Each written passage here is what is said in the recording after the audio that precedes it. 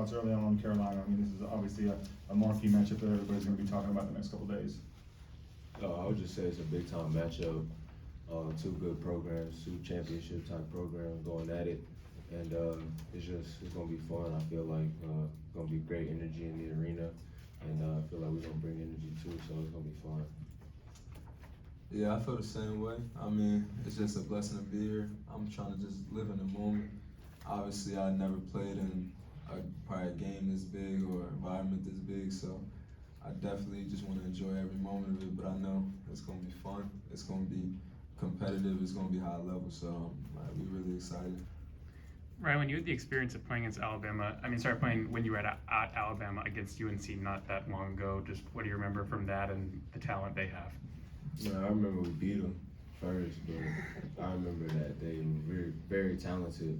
I feel like they were a 1 seed for a reason last year. They had All-American big, All-American guard, and they play really fast. That's still something that I see that they're doing again this year. And this year they're adding they got a little bit smaller. They're not as big as they were last year, but they're even more faster this year. So we got to get up. And they got 3 guards that can really go do a lot of things on the court. So that's going to be a big challenge too. But I feel like we should live up to those challenges and play very, very well against them. David, just curious, you just mentioned it. What do you think the biggest game you have played in is? Like arena-wise, you mean? Opponents, probably, opponent, yeah, you know, like probably, high profile type game. Marquette. Okay. I had a concussion. Came back concussion protocol, and that was the first live play I had for real. What was that? It was at Marquette. Last year? Yeah, last year. That was obviously high level talent. Tyler Coit, great guard, Right. great coach. It was a different scene. So and they were really good last year. They also played very fast.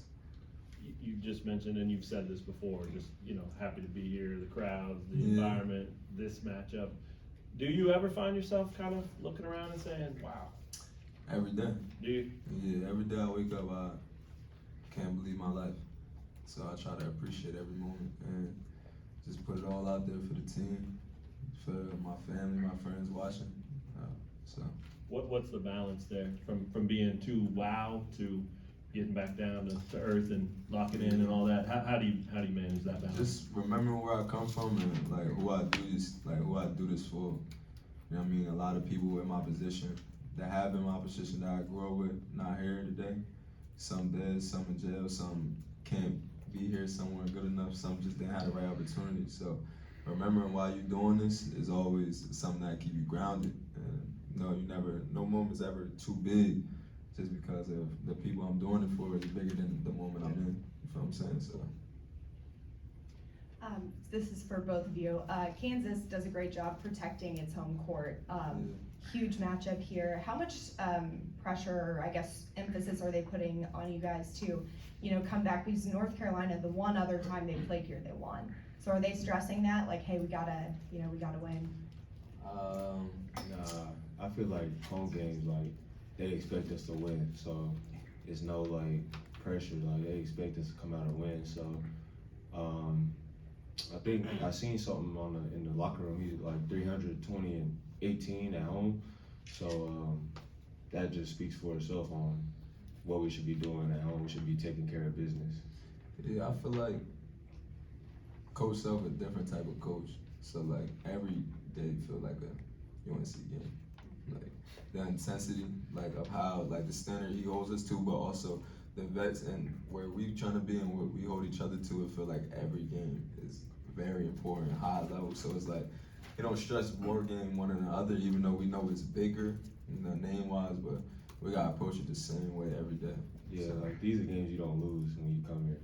These are tough games. And does it feel, special seeing these campers out here, especially, a game like this? I'm sure they've been out all week. yeah, for sure. I mean, it's crazy. Yeah, I never seen that. I never seen that in my life. I thought they were like students trying to do something like. And I heard they was camping, and I'm like, we don't play till Friday. Yeah, that's crazy. When they start camping? Next morning, 6 a.m. Oh, they did? Okay. Wow! Shout out to y'all. Shout out to the I fans. was asleep at that time. Hey, David, when you get the ball on the perimeter, it doesn't seem like you do a lot of thinking or a lot of hesitation. It just seems like you're ready for the moment. Is that a fair statement? And what is it about you that allows you to be that type of player? I think that's a fair statement. I think just a lot of hours you put in. You know, you feel comfortable in the moment, but also understanding like my role change. Understanding I had the ball 24/7 last year, making the plays, scoring all the points, really living and dying by me and my playmaking. But understanding that now, I'm playing with the best talent I ever played with. I play with a top point guard, top guards, shooters, like different type of high levels. So understanding that that's gonna have to be my role. I'm gonna have to defend very hard, play make as well, but I gotta be ready to shoot. I gotta knock down the shot. Like, so knowing that, and then that's how you prepare during the week. And obviously when you put your own hours in the gym and you know like, all right, this is where it's gonna, these are where my shots are gonna come from. So in the game I feel comfortable. So I'm not, I don't wanna ever feel like out of sort, like, oh, I didn't know I was gonna get this shot. You know what I'm saying? So I try to stay ready. And Rylan, obviously everybody knows about Hunter. KJ and Four's been really good early on. Perimeter-wise tomorrow, or Friday, how important is it for you guys to make an impact on a game where, you know, every position could be critical? It's gonna start with us on the defensive end, because that's where most of their team, that's where they get their points most of the time, from their guards. So I know like Diggy's an elite defender, Zeke's a good defender. I feel like I can defend, and AJ's a good defender. Juan's been a defensive player of the year, I think nationally. So we have the ability to stop their guards. It's just a matter of if we do it or not. And I think we take their guards out, we have a really, really good chance of winning the game, because I feel like that's where they get most of their points from, the guards. You guys talking? I'll get you a mic. Okay, thanks. Go ahead, Trace. Just looking at the UNC guards, what makes them so difficult to play against? Do you feel like with all the different guards you guys have, it's kind of good preparation for that? Yeah, for sure. I feel like RJ Davis is an elite scorer. He can score from all three levels. Elliot Cadeau is a great passer. It looked like he has worked on his three ball. That was something at Alabama that we wanted him to do, shoot. So, but looks like he's worked on it. He's learned from that game. So, no dare shots for him either, really. And then Seth Trimble was the same way. We gave them both dare shots last year, and I think they both took that personal and went to work on their shot, and now they're shooting great. So, just make sure they don't really get going.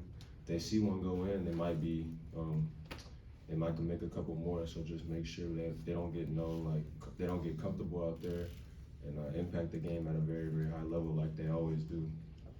Thanks. Time for a couple more. You guys kind of touched on it, but when you were being recruited, how was all this described to you? You hadn't really seen it yet. The program, the aura, everything. I probably, just because of my situation, I really wasn't recruited. Right. Like, it wasn't a situation, I was just trying to come play.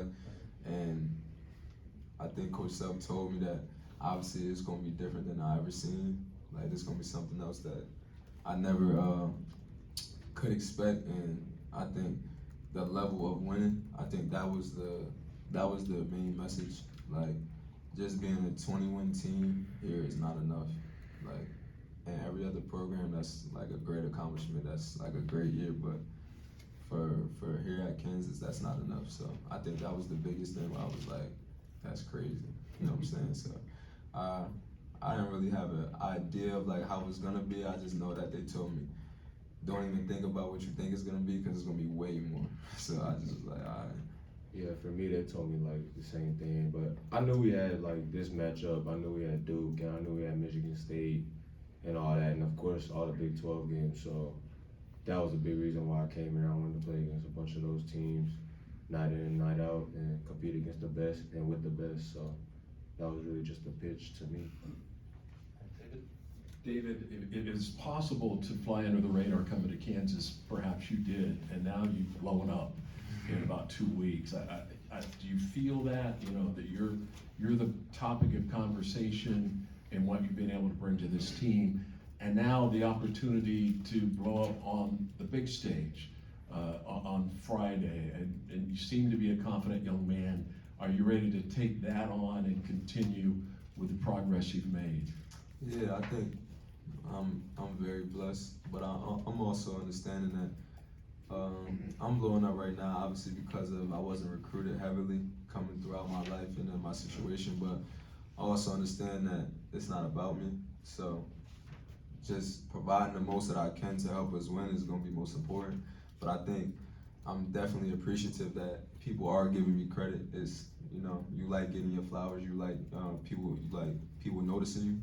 So I think that feels great. But if we could just get this win, I'll feel way better for sure. And the fact that you weren't highly recruited, is that a motivator in itself that maybe gets you up in the morning and wants you to prove some people that maybe did overlook you wrong and take that to the next level? I would say it's definitely something that wakes you up. I mean, I feel like once you're doubted heavily, like your whole life, or you just, you know, under recruited, you kind of sway away from like trying to prove you wrong and more so proving yourself right. Like making a statement, like you want to make a statement when you get on every court. You want to play hard, but also understanding that this is not gonna last forever. So we gotta put everything we got into it. This is my last year, junior, so it ain't gonna have too many more of these and too many more of these moments, matchups, especially with great fans at KU, the great people surrounding the program. So it's like the little job that I do have to go hard, I feel like I should do that without question, just because it's so much that people put into this, you know what I'm saying? So I think our job is the easy part. We just gotta play hard and put our hearts out there for 40 minutes. That's all people wanna see, so I don't think it's a big ask, but I think that's on my mind every day for sure. All right, fellas, thank you so much.